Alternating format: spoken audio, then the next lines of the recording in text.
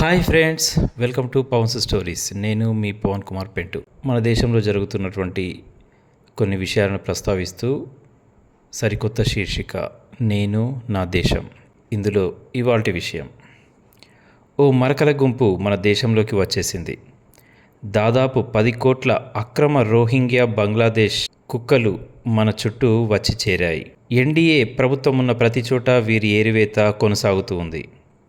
మిగతా చోట్ల సెక్యులర్ ప్రభుత్వాలు మాత్రం వీరి ఓట్లకు కక్కుర్తిపడి ఈ పాములకు ఆధార్ కార్డులు కూడా పంచుతున్నారు.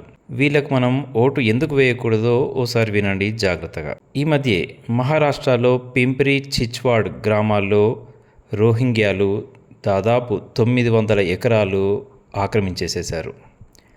దాదాపు అందులో 5,000 మజార్లు అంటే నిర్మాణాలు చేపట్టేశారు. చెత్త దుకాణాలు ఓపెన్ చేసేశారు. ఏకంగా ఎవరు ఏమి చేయకూడదని మసీదులు కూడా కట్టేశారు. అంతటితో ఆగుతారా? భారీ ఉగ్రదాడులకు పథకాలు వేశారు.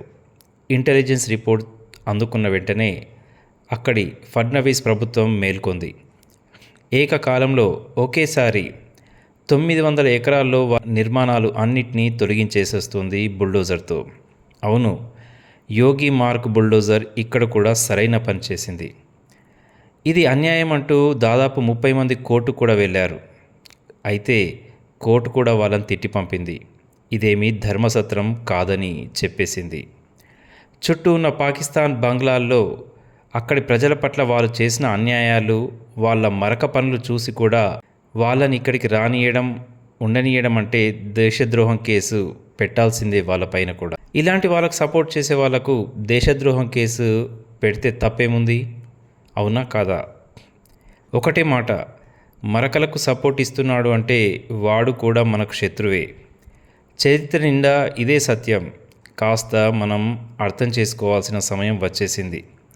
బుల్డోజర్ నడవాల్సిందే. రోహింగ్యాలను, బంగ్లాదేశీయులను, మరకలను తరిమి కొట్టాల్సిందే. వాళ్ళకు సపోర్ట్ చేసే సెక్యులర్ రాజకీయ నాయకులకు ఓటుతో దెబ్బ తీయాల్సిందే. సరికొత్త భారతాన్ని నిర్మించాల్సిందే. ఇదండి ఈరోజు కథనం, నేను నా దేశం. దేశం గురించి ఇలాంటి కథనాలు మీ ముందుకు తెస్తూ ఉంటాను. నేను మీ పవన్ కుమార్ పెంటు.